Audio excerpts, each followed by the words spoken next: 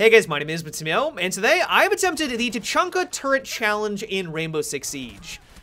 I tried, guys. I really tried to make this work, but the only way to describe what happened was that I failed miserably. I probably put more time into this one challenge than any other, and I don't have a whole lot to show for it. I was able to get kills with his normal weapon, running around as a normal operator, which is what the vast majority of today's video is going to be. That was somewhat reasonable, but as soon as I tried to get a kill with the turret itself, that's where things got a little bit more interesting. I don't know if it's because I have no idea what I'm doing when I'm playing as Tachanka. That was probably a big factor. I don't know the good spots to place down his turret, but really at the end of the day, I think it's simply because of the way that this game works right now that Tachanka's turrets in its current implementation is just abysmal. And so one thing that held me back that I was simply not aware of is that the enemy can see you while you can't see them.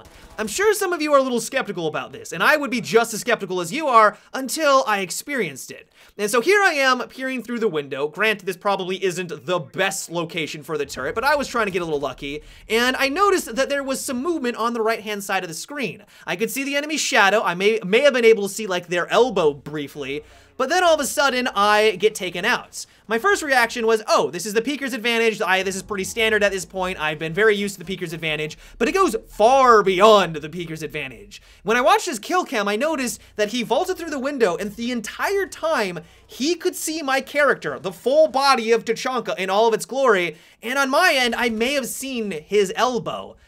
How is this a thing? Like, I don't know if this is a problem on every single spot in the game. I don't know if this is just a wonky spot for this location, but how are you supposed to fight the enemy when you can't see them and they can clearly see you in this type of situation? Like, it just doesn't make any sense. On top of that, you do have the peeker's advantage. Now, going into this, I knew that this was going to be a problem, but I guess I just wasn't expecting it to be as large of an advantage as it was when you can't move whatsoever. Probably the best illustration of this was when I was playing on the new map Border. I was actually surprisingly doing well, getting a couple kills with my primary weapon. I even got a random lucky kill with a turret, and then that final one that I was waiting for, I had literally no time to react. When we slowed down the footage here, you can only see the enemy's head peek out when I'm going through the death animation.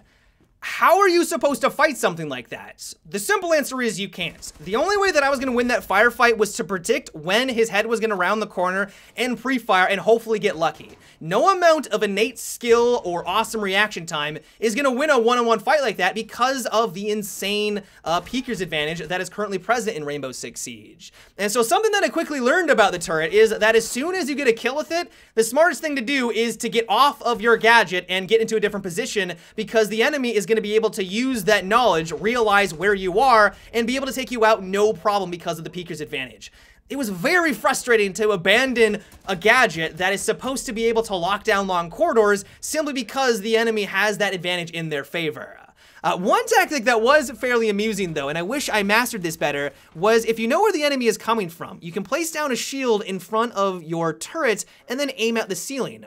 What this does is it causes Tachanka to lower his body below the shield, making it so that when the enemy rounds the corner, all they see is your shield and the end of your turret's barrel. Then you can kind of peek your head out really quickly or aim down and then hopefully win the firefight. The only problem with this tactic is that you're constantly looking up at the ceiling and then back down, and it's hard to not only acquire targets but also aim at them swiftly enough so that they don't have the advantage on you when you're fumbling with your accuracy. That was one big issue that I did run into. Not only that, but if they're not aiming directly at the shield and they're a little bit to the left or the right, they can just see your legs and shoot at them. That was another issue that I run into, but it is sort of an amusing tactic when you are playing as Tachanka. Another tactic that I would try to use was just being random with my turret placements. If the objective was on the second story, I would go down into the basement on like Chalet, for example, and wait for anyone to run past the garage and hopefully get lucky.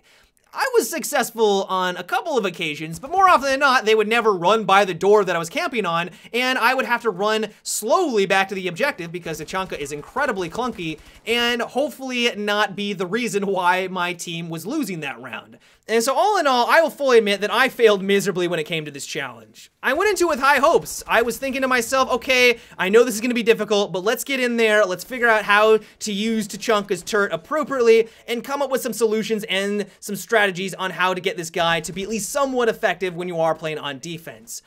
Nope. I know that I'm bad. I know that I'm probably not the best Tachanka player out there, but even I was just getting frustrated by the end because of all the things that are holding him back. And so unless Rainbow Six Siege and Ubisoft developers go in and make some other small adjustments to him, I just can't see myself even attempting to use his turret in the future. But yeah, guys, that is about it for today's video. I hope you enjoyed my pain. As always, if you have a terrible weapon loadout that you would like me to try next, let me know down below. This is a video series that is based off of your recommendations, and so if you have anything devious that you can come up with, let me know down below in the comments. But yeah, until tomorrow, have a good one, and take it easy.